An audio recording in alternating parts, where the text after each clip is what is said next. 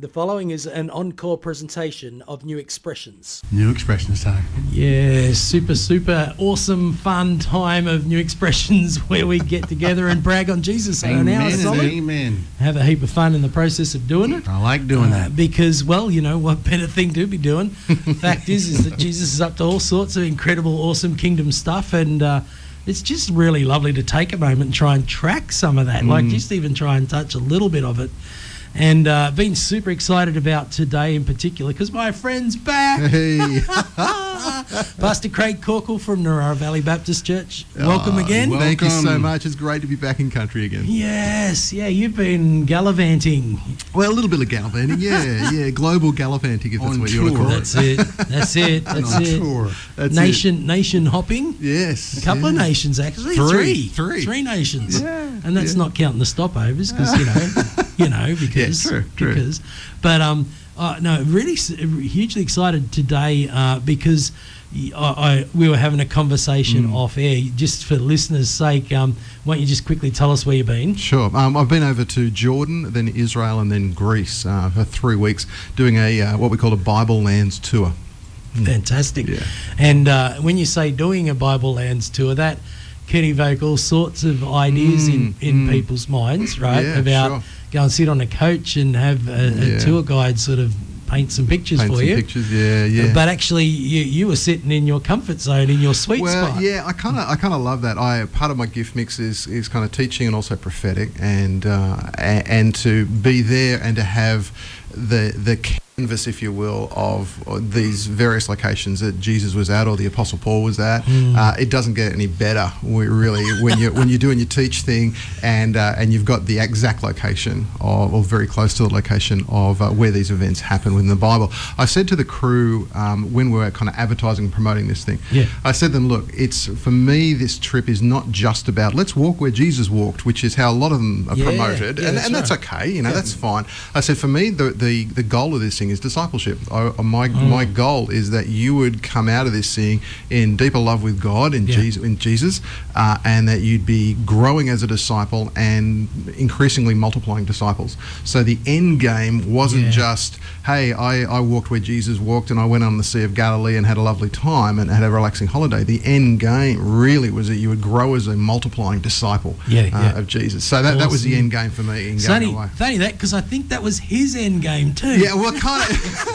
I can't claim originality on that one. I read that somewhere. I was pretty sure he went. Matthew somewhere. Yeah, or, 28, somewhere around there. About going to all the world, make disciples of the nations, and teaching them to obey all that I've commanded you. That's the one. And I'll be with you all to the end of the age. Yeah, that's it. But that's Jesus' end game, and you had the privilege of taking not just a couple of people, but a whole crowd. We had 28. And you're not a stranger to this place too. You've been there a number of times. I've been there before. I was there 5 years ago. I had a couple of friends of mine at Narara, and they said, Craig, we'd love if you would come across, and they kind of talked me into it, and I went across there about 5 years ago, and literally everything changed. The Bible went from black and white to Technicolor for me in many respects. It's probably the only way I can describe it. I came back after... Sorry, that's very interesting because there's a number of senior leaders on the church who recognise like your ascension gift teaching grace that you carry.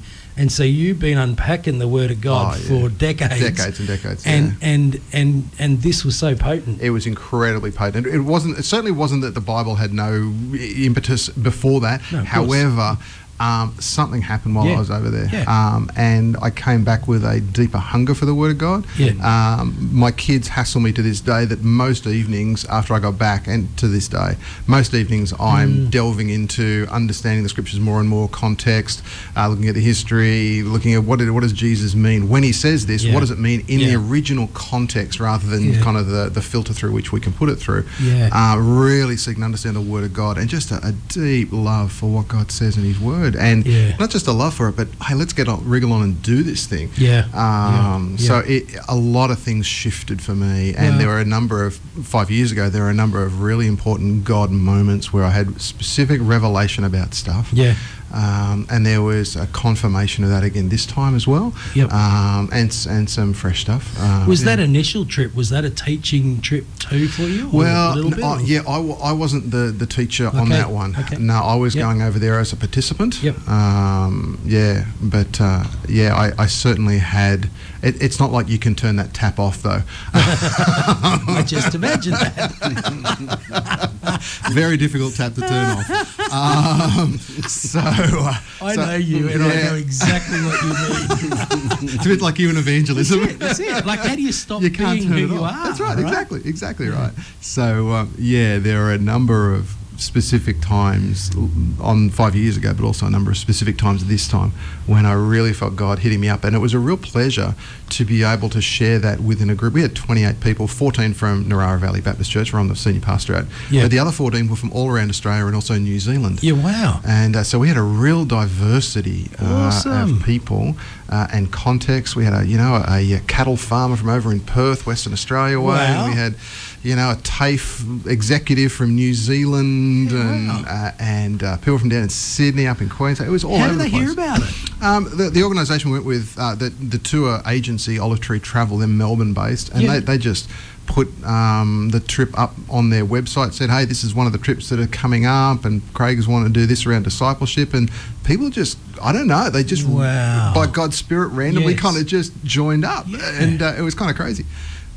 We had a debrief night in Israel before. We had some of the group going to Greece, including myself and my wife Carolyn. But some headed back home after the Jordan-Israel leg, and we had a team debrief night in Israel. And the very last night, we were all together as a big team. And it was fascinating for me to hear those who weren't from Narara say, look, when we came on the trip, we knew that the majority or a significant proportion were from one church. We thought, maybe we're going to be outsiders. But they said, man, we have felt such a rich fellowship and connection in oneness and unity in this group, and God's just been doing stuff in our lives, and this has been amazing. So that was great. That was a real blessing as well. I was going to ask that question. I'm so glad you already tabled, that experience. My question was the group predominantly or only Baptist group, or was it other church expressions? We as well, had like Dayspring Pentecostal, through to Brethren, quite fairly conservative Brethren, Baptist, all different denominational expressions. So in my mind, I'm going to a point of reference for myself, and I think that's not dissimilar to how the Impact Nations trips kind of gather people. Stephen, Christina, Stuart, global influencers Lovely and people. leaders, and been at Narara Valley. Great blessing to us. And they kind of put out here's our next journey of compassion into the dumps of Kenya, or the top of India in the Punjab, or wherever they're going to go and demonstrate the love of God, demonstrate the kingdom of God. And you have everyone from different streams that kind of just pricks their attention. It's like, that's something I'd like to do. The same thing's happened, and what we've seen is that there's a great grace for oneness that gets established there. It's incredible. Like you throw everyone all together and you think we could have Drama City, but in actual fact, I can't help but keep going back to the default apostolic alignment, right? Where you and I are figuring out walking in apostolic alignment, and then when that alignment's in place, it's almost like the graceful oneness. It's incredible. It's exponential. Like it's like more than you could have anticipated. Yeah, it's funny you say. It's interesting you use those words, because I was praying for this group probably at least 12, 18 months out from when we actually departed. Yeah, right. And one of my biggest prayers was for team unity, for oneness and all that sort of stuff. And yet what I found while we're over there was a God like I had fairly high expectations and hopes. God exceeded those. And I was absolutely blown away how that worked out in grace and love, how it worked out really practically. We had one of the ladies who struggled with mobility and there's a lot of stairs to go up and down. And to watch as, particularly the fellas in the group, they just step up. Nobody would ask or say anything. They just step up and really practical things. I said to a lot of people, we've laughed our way around Jordan, Yeah. Israel, and Greece. There's so on. much humour and fun and laughter. It Sounds like the kingdom. It does, yeah. We Really just had, dead set. Jesus. yeah. It's Jesus, That's right? it. It is, eh? It is. Sounds like Friday morning. Come on. Sounds like Friday morning. New expressions, here we come. Mhm. Yeah. Wow. So- So it's funny you mention mobility because it's not like, they're like elevators there and No. paved and smooth roads. A lot of it is just, clean and preserved and kept the way it was, That's pristine. right. Yeah. I imagine there's probably a few safety barriers, but you're in for a nice little hiking little workout as well as a spiritual workout. Yeah, So- yeah. Well, there are some places that are more mobile access friendly than others, but there is a whole lot of the locations we went to, like City of David, for example. You're going down, and you got to think that when you're going into these places, there are layer upon layer upon layer. It's like a Sara Lee Danish. But Sorry, did someone say Danish? That's right. Yeah. But Got my coffee. But you're descending down through various eras because each era would build upon the other. And so to go to City of David, for example, you're going down multiple layers, which means lots and lots of steps. Yeah. Yeah, and so there was some of those sorts of issues. But man, there's one place directly across the road from the City of David, and I was there when I was there 5 years ago. They're just starting this thing. There's this poor fella who wanted to build a parking station there, car parking station. And that sounds wrong. I know. Well, he wanted to build a car parking station across the road from the City of David, and he started to put down the foundations and, of course, hit various layers of archaeological significance. Yeah. Well, the Jewish Antiquities Society, they said, no, we're taking that now. They don't pay the poor guy, but they just say, no, that's ours now. No. They've gone down so many layers now. I was watching a doco on it recently, and they're down to the layer of the Jebusites. So they're the people that David kind of conquered to take Jerusalem as his capital. Wow. And they're right down to the Jebusite layer there. And I kind of had a bit of a look there, and it is deep. Wow. It is deep. Where did you see the doco at? That was it was one put out by National Geographic from memory. Okay. Called it's simply called Jerusalem. I'll have a look at that. Yeah. I'm sure they're on the Disney Channel. I'm sure they it was are. absolutely. It's fascinating doco. They take the story of three young ladies, all the same age. One who's an Israeli, one who's a Christian, and one who's a Muslim. And they talk about the different quarters of Jerusalem because there's the Muslim quarter and the Jewish quarter, Armenian quarter, Christian quarter. And they talk about what it's like living in Jerusalem, but they kind of widen the lens out to look at all of Israel as well. But it's a fascinating documentary. But they talk about this particular dig, but they're finding new stuff all the time. They've just found the likely location of Bethsaida recently, where Peter, Andrew, James, and John, Philip, I think, Nathaniel were all from. Wow. That's a live dig at the moment. There's a young couple, Sergio and Rhoda, who are both Christians, and they're tracking that one at the moment. But the amount of archaeological stuff is, like, I'm a bit of a Bible nerd, my kids tell me, and I find Mate, that, I think everyone's picked that up. but I find that stuff We've figured it out. Yeah, thanks. I appreciate the affirmation. I'm just going to receive that in Jesus' name. Well, I asked Craig last week, I said, who's coming in? He said, Craig Corkill. We both went, nerd.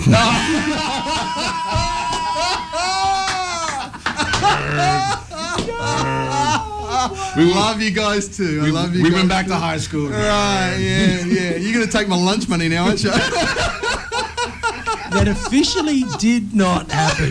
You go back did to the not happen. podcast and you listen. Did not happen. We said Bible nerd. Bible nerd, that's right. That's right. I stand corrected. I'm going to wear that as a badge of honour. I don't care. man, You come can on. have my lunch money.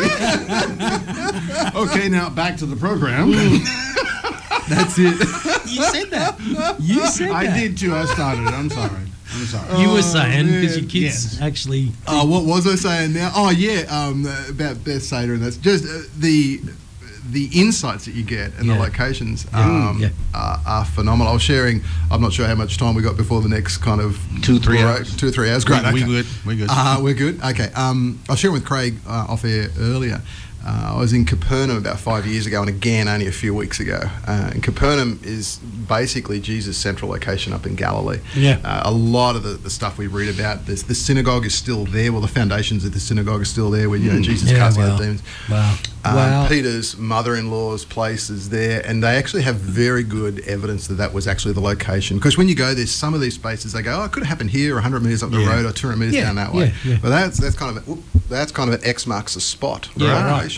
Anyway, I'm there 5 years ago and again a few weeks ago, and I vividly remember back in that time that I got a very specific revelation. There's Peter's mum's place was a location where there was so much kingdom activity. Can imagine. Incredible. There was, there's healings going on there. Peter's mother-in-law was one. There was teaching. There's rich fellowship and connection there. This was a place of real kingdom, kind of Holy Spirit movement. Now, above it, they've built what I can only describe as it looks like a flying saucer church.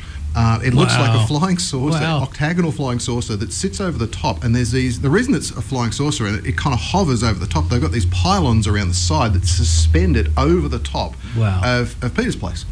Anyway, however, and it's an incredible piece of architecture. It really is. Like, it's phenomenal. Yeah. But I went and had a look inside there, and it's very clinical, clean, predictable. But the thing you notice most when you're going through the front door, there's a big sign there that says, "Shh, shh, you're not allowed to speak in here."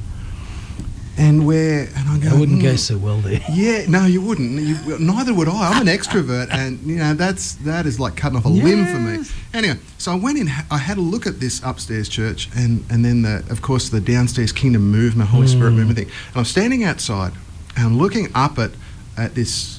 At the Catholic sort of church there, and that sort of stuff, and then I'm looking down at the ruins and that sort of stuff, and the prompting I had in my spirit, I'll never forget it, was, Craig, the downstairs, that's movement. Upstairs, that's just a monument.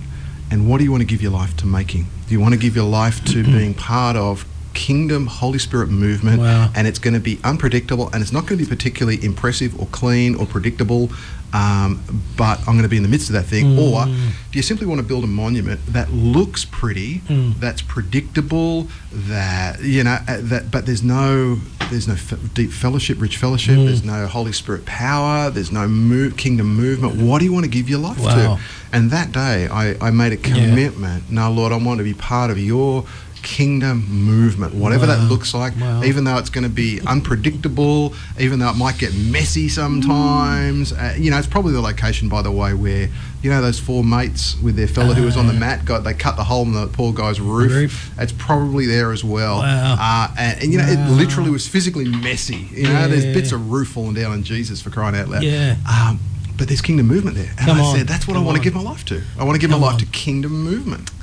That whisper of the Holy Spirit that I think is probably a perpetual whisper that you've been hearing for many years, has just aligned you to the kingdom message that Christ came to bring. Right? That's right. I can't wait to explore even what you were sharing with me off air as well, the picture of Jesus commissioning and sending his disciples out into the world that he could see up on that mount. So much to cover. I'm so glad you're with us. I'm so glad you're back on the Central Coast. You're back with Eben, Craig, and the nerd. That would be us. Bible nerd. Bible nerd. Bible nerd. Bible nerd. Yeah, I thank God for my Baptist friends at school, because I'm this, fairly ignorant kid from the bush who's landed in his last 2 years at high school at a Baptist school. Yep. And I get on the train to go home from school with a bunch of my mates, and we all sit down back in the day with the red rattlers and make the chairs face each other, and they'd pull out their Bibles and start doing this little I'm going to read a verse to you, and you have to guess which book it's in, which chapter it's in, which translation I'm reading from.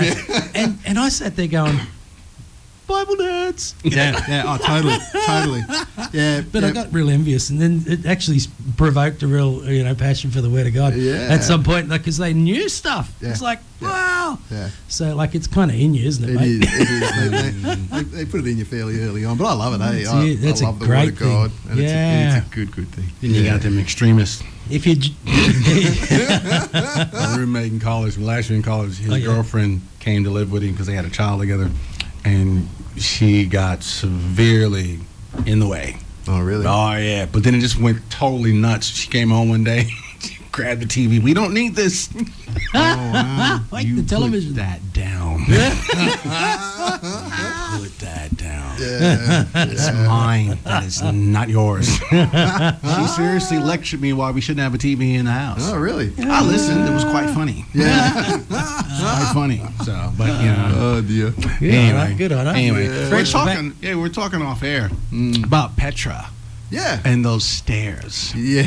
Because a lot of us have never heard it. Sure. About those, just recount. Petra's a fascinating place. It's it was established by a group called by an organisation, a people called the Nabateans, and they don't feature in the Bible. They almost make it into the scriptures. When I say they almost, true, got so close. They got so close to But being no in the cigar. scriptures, but no cigar. That's right. Well, you remember when John the Baptist gets in all kind of strife because he's saying to Herod Antipas, "Hey, you shouldn't have your brother's wife," and all this sort of stuff. Yeah. Well, the backstory to that thing is. Herod Antipas's first wife was the daughter of the king of the Nabateans. And so there's this place called the Treasury, which isn't actually a treasury, it's probably the mausoleum for Aratos IV, which was this girl's daddy. Yeah, right. Yeah, and anyway, the story goes that so Herod Antipas, he flicks this girl to marry his brother's wife, and that gets all weird and funky, and it must have made Christmas lunches really weird, you know, when you got very awkward. Very awkward. But anyway, his first wife goes back to daddy, back at Petra, and says, "Hey, this guy's just given me the flick for this other lady." Anyway, Aratos IV declares war on Herod Antipas, and the understanding back in the day, according to historians like Flavius Josephus, is the common view was because Herod Antipas had put to death John the Baptist, this is punishment. This is kind of God's judgment and using Aratos IV to bring judgment and that sort of stuff. Anyway, they almost made the cut. Wow. But this place is incredible. It's carved out of the rock. It's not like they kind of got stone blocks and built this place up. It's literally carved out of the rock. Wow. And it is something to behold. I'd been there before 5 years ago, as I said. And this time it was my wife Carolyn, her first time going there. And there is this really narrow canyon you go through called the Sick, and it opens out onto the treasury and this place that's carved into the rock, and it's breathtaking. There's no other way to describe it. And I knew what was coming, and so I was standing next to Carolyn as we're walking through the Sick, and then it just opens up into this panorama, and to hear Carolyn go, wow, look at that. Yeah.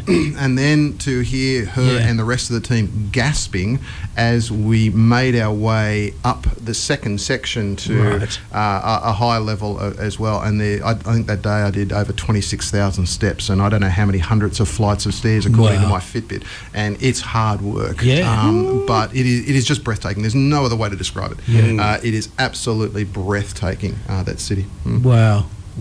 Yeah, just amazing. Just amazing. And so I said to you when we were having a coffee earlier that this would be, for a Bible teacher, this would be like the ultimate classroom, the ultimate whiteboard and the ultimate classroom. Yeah. You know, and being in your sweet spot, really. Just to... I was saying to you earlier that sadly on one of the days our guide came down very, very ill, and he said to me, "Craig, can you basically take over doing all the guiding, all the teaching, all the stuff today?" Wow. And I said, and there was part of me, the pastoral, compassionate part of me that says, "Oh man, I'm really sorry that you're sick," and there's a teacher, Bible nerd part of me going, "Woohoo! I get to do more teaching here. This is awesome." I could pray for you to get healed. That's right. But I'm not going to on this occasion. Maybe I'll just hold off a few stops and... no. No problem, mate. Go on home. Yeah, that's right. So anyway... Go back to your bed of suffering. Yeah, evangelist, not pastor. All right. So anyway, we go to this place called Mount Arbel. Now, Mount Arbel is the highest mountain, it would seem, around the Galilee area. So if you're thinking the Sea of Galilee, you're thinking kind of Capernaum, Bethsaida, Chorazin, that sort of stuff. And towering over that area is Mount Arbel. And Mount Arbel, putting the history nerd kind of hat on, Mount Arbel, a bit before Jesus is born, is a significant location of persecution. Right. There's a group of Jewish zealots, and they said, we want the kingdom to come now. You know, we've been waiting and waiting. We know Daniel's prophecy of these 4 kingdoms that would arise, and then the stone that's going to crush these kingdoms, and we know all this sort of stuff. And so we're gonna preempt this thing. Wow. And they try, and their rebellion gets crushed, and they end up in the caves of Mount Arbel on the face of the cliff of Mount Arbel. And so Herod the Great, and the Romans, they say, we're going to crush this thing completely. And so they lower down soldiers in baskets, Roman soldiers in baskets, to light fires at the mouth of the caves and kill all the zealots. Wow. And so guys like Peter, Andrew, James, John, Philip, Nathaniel, they've all grown up literally in the shadow of Mount Arbel, knowing that if you stand against the Roman Empire, you're going to be crushed. Wow. That's the narrative they would have been raised with. Wow. It would appear that from Matthew 28, when Jesus is giving the Great Commission, it's likely, I can't say 100%, but it's likely, it says there that Jesus took them up on a mountain. Now, I've just been there. The only real thing you call a mountain is Mount Arbel.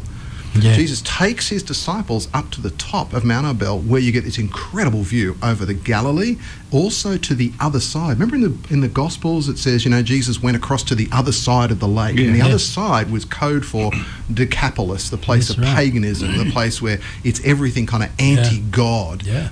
And they can see, literally, the other side from the top of Arbel.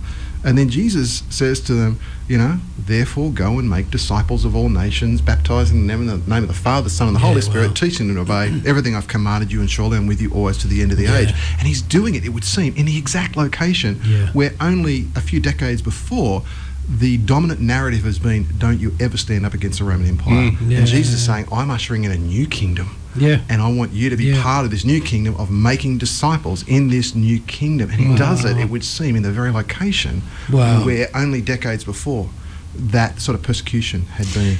Now, the Romans were known for their cruelty as well. They're brutal. And their retribution was ridiculous. And I know at one point, crosses. You could walk from one end of the Roman Empire to the other as a citizen and not be touched, that the retribution was so fierce. That's right. And that's the fear that was there. So to add to that, as he's standing there saying, go. Yeah, go. And Jesus is bringing in a new kingdom. In fact, on this Sunday, I'm speaking at Narara from that prophetic word in Daniel, where there's that idol, and there's the head of gold, and then the chest of silver, and then bronze, and then the iron and clay of the legs and the feet there. And those guys knew that these four kingdoms had come, except the last one hadn't gone yet, the Roman one. So there was the Babylonian golden kingdom, there was the Medo-Persian, the silver, and then there was a Greek, which is the bronze, and then finally the Roman ones. They knew that the stone that was going to crush the idol, as it were, that these kingdoms, it was about to go, and there's this sense of anticipation. I wonder when it's going to happen. When is Messiah going to come? When is this new kingdom of God going to be established? And then you get Mark 1:15. Mark 1:15. Jesus says, the kingdom is near, sort of stuff. It's happening now. And yet they knew that this Roman Empire was so brutal. No one stood up against the Roman Empire.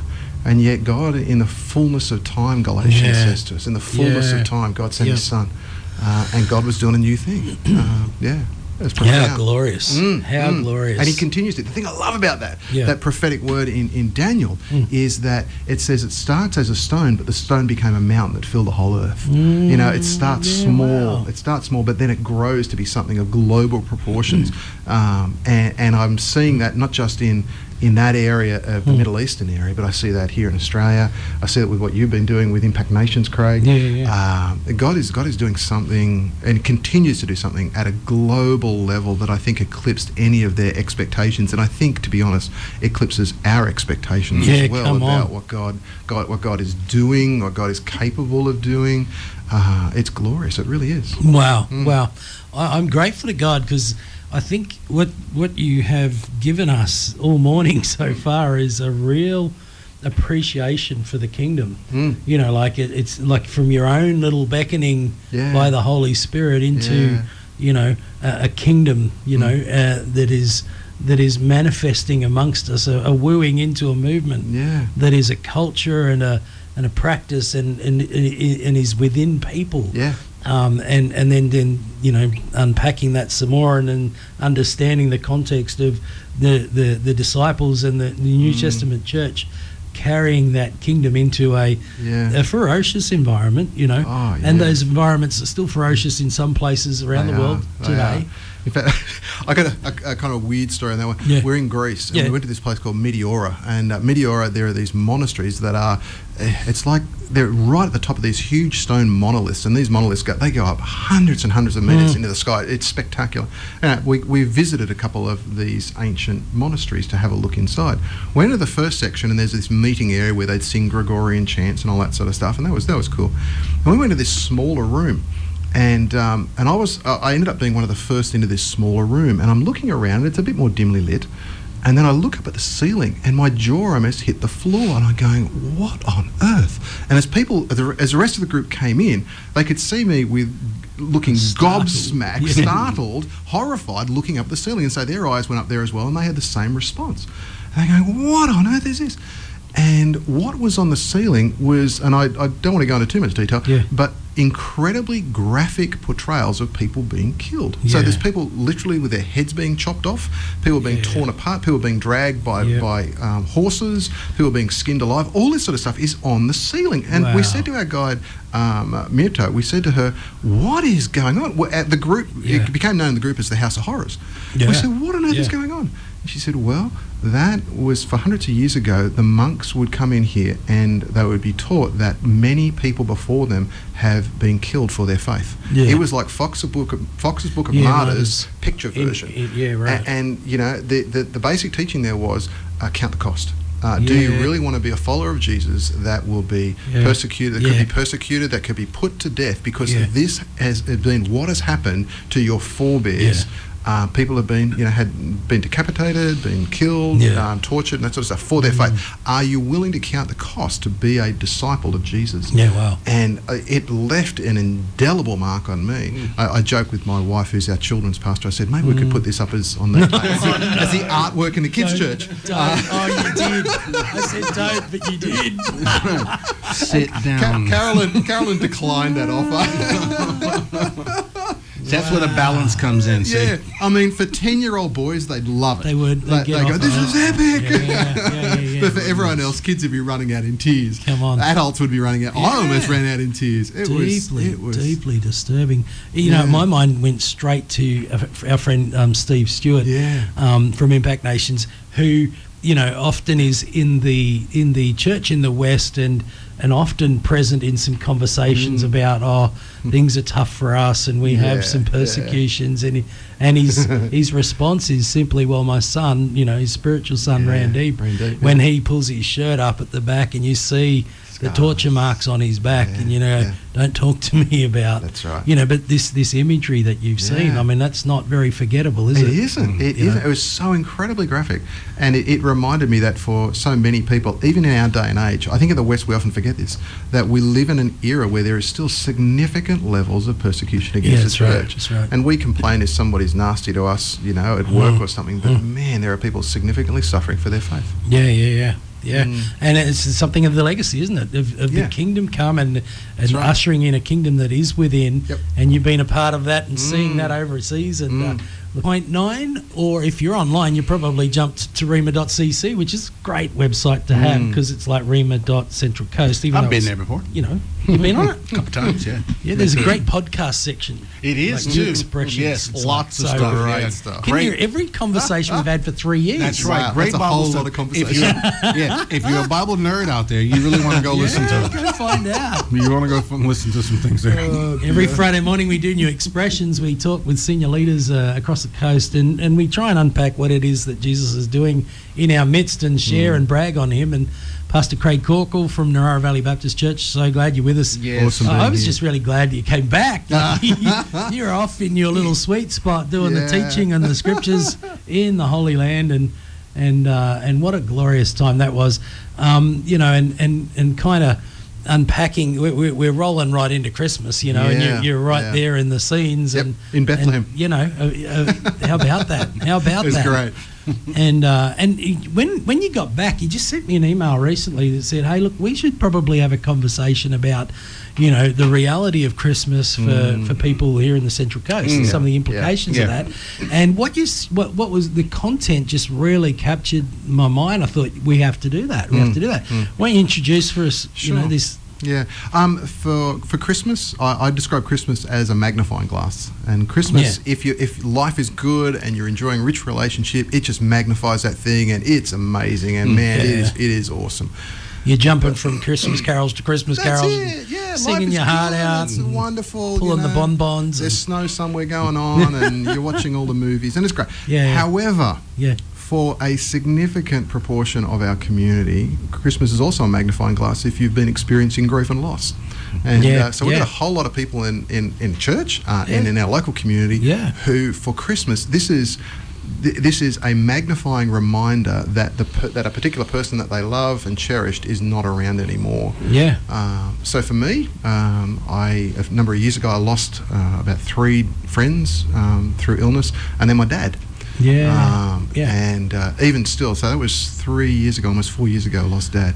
But even still, there is this lingering sense, and when we get together as a family on Boxing Day with the extended family, we still feel it, that Dad's not here. Dad was always here, and Dad was always life of the party and fun and that, but Dad's not here. And there's this sense of, we're enjoying Christmas, but and so what I decided to do, I just had a bit of a nudge about this. We're going to run a special service at Narara. It's on the 17th, so next Tuesday at 7:30. Narara Valley Baptist Church, and we've called it Blue Christmas. And Blue Christmas is for those, it's a service specifically designed for those who are coming into this Christmas season having experienced grief and loss. And it might have been in the past 12 months. Equally, it might have been the last 5 years, because it's not like there's a time hack on grief that after so many months or years that you don't experience it. You do. But it's a reflective sort of a service. It's not, let's all stand up and sing, deck the halls with bells of holly, fa la la la sort of stuff. Or kumbaya. Or kumbaya, that's right. But it's a lot more reflective, and gives people some space to process grief and loss in a healthy way during this season, to actually acknowledge that this is real. Because it would seem that so much advertising out there is the rah, rah, rah, Christmas, it's awesome. But for a lot of us, that's actually not our experience right now. And so I wanted to provide a space that acknowledged that and help people to process that. Can I add to that? You got grief and loss, but, traumatized people as well. I did not, growing up was not great for me. So I actually didn't have, I can't remember one great Christmas. It just never happened. I enjoyed my first Christmas when I was 42. Wow. I got married at 39, and it took my wife to bring me out of that. Because Christmas Day to me was just a normal day. And I found any way I could to make it through. I'm not. I'm just. It's not. It's no memories there that are anything good at all. So a lot of scars. So I can agree with that. You get it. And my wife was talking to me even the year before we were married. She was trying to talk me out of that. And basically it was just therapy. It was therapy. Changing the narrative. So I think at 42 was my first real Christmas that I enjoyed, and that was because my oldest Jackson was due on the 21st, I do believe. Showed up on the 2nd of January. Mom did not want to give birth until she saw her favorite movie, which was coming to the cinema on the 26th. I'm like, really, woman? And so January 2nd when he showed up. But sorry, did she go to the cinemas? She did. Overdue. She did. That's impressive. That's very impressive. That is so. She's a soldier. The movie Narnia. I'd never heard of Narnia. Never heard of Narnia. I'd never heard of Narnia. Never heard of it. It's one of my favorite movies. And she was telling me all about it. My wife's favorite. I love it. She said, I'm not giving birth until I see this movie. I said, you do on the 21st. So on the 26th of January, we're sitting in the cinema somewhere. Took Grandma with us. C.S. And we Lewis. sat on the corner aisle right next to the door. She only went to the bathroom twice. It was great. Right. And then January 2nd, boom, he was there. But she coped me. She talked me through that, saying my coping mechanism, which wasn't a downer. It's just, to me, it was just like a Monday. Big deal. Just a nothing thing. I didn't go to things. I didn't do anything. When I first got here as a ball player, I didn't go to any of the dues. A stack of movies and whatever. And I just sat and I just let the day waste away. And still walking. Sure. It just wasn't anything at all. Wasn't a thing. But it took her to walk me through that. Wow. Isn't that? And you know what? You just probably share in a third, at least half, maybe more, the Central Coast. Yeah. You know, going. Yeah. Some For people. me, there's- That's the thing. I don't think we appreciate how prevalent this is. Like in conversations that I have, you only have to scratch a little bit below the surface, and so many people are carrying significant levels of grief. And it could be a trauma sort of thing, like you were talking about, Eben. It could be someone's passed away. It could be that this has just been a really, really hard year, and I lost my job, or friends people I thought were friends have somehow hurt and shamed me, or whatever. There's a whole range of manifestations of that thing. And it feels disingenuous sometimes to be singing all the carols and the songs and the put on the happy face, when on the inside we feel horrible. Yeah. I'll tell you what captures me about you introducing this, and it really has captured me, is because there's some understanding that came into a little while back, which is every feeling that you have is a gift from Jesus. Right? Now, if he gives gifts and if they can actually look like a feeling, and how we feel is given to us as a gift, it's actually given to us for us to consider and to understand and to point us back to our story.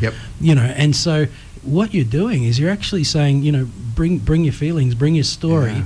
And let's understand together. What a beautiful gift.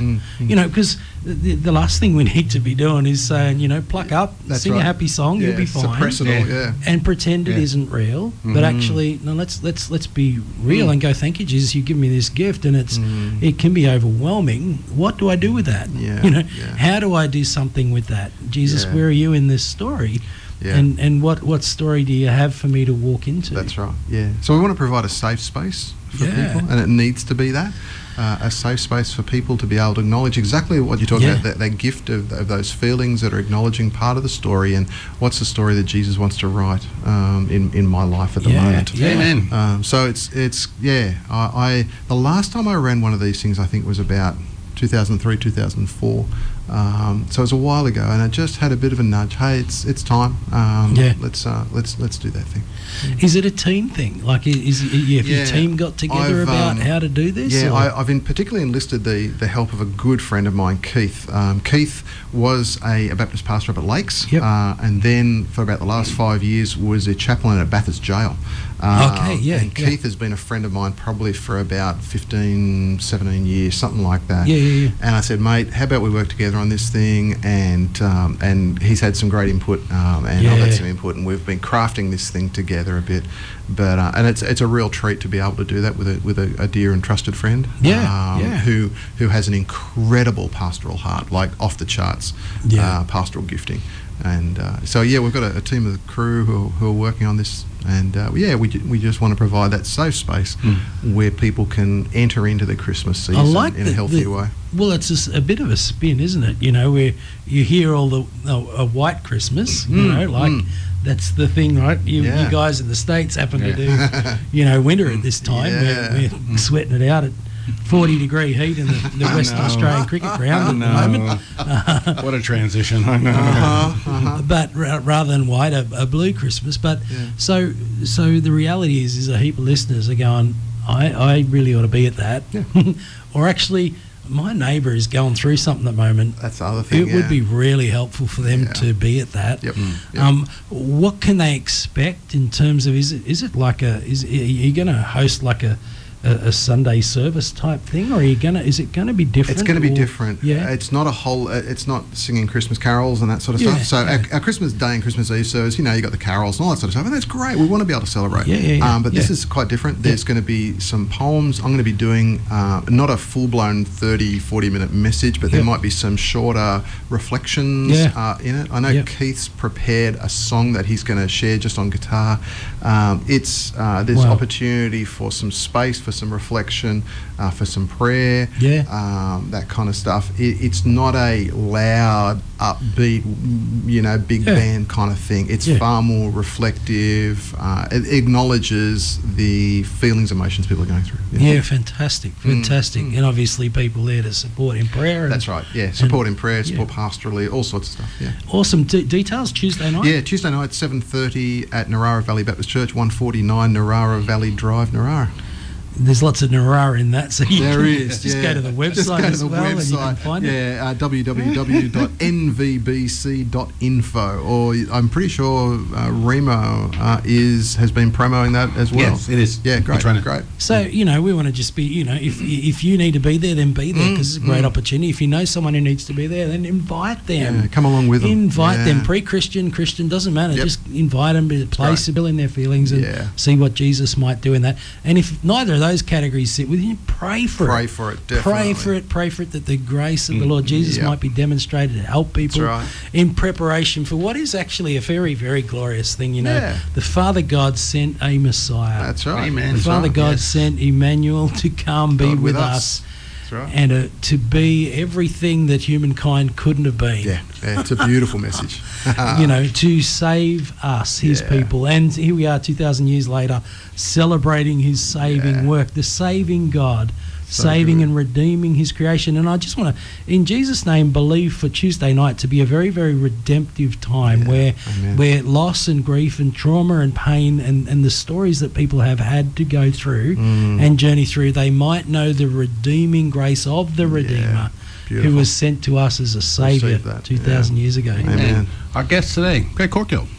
Thanks for having me. From Narara Valley Church, Narara Valley Baptist Church, Narara. That's it. Got it. Had to put that in there. We'll see you next week, folks. You've been listening to an encore presentation of New Expressions, which can be heard live every Friday morning at 10 a.m. on 94.9 Rima Central Coast.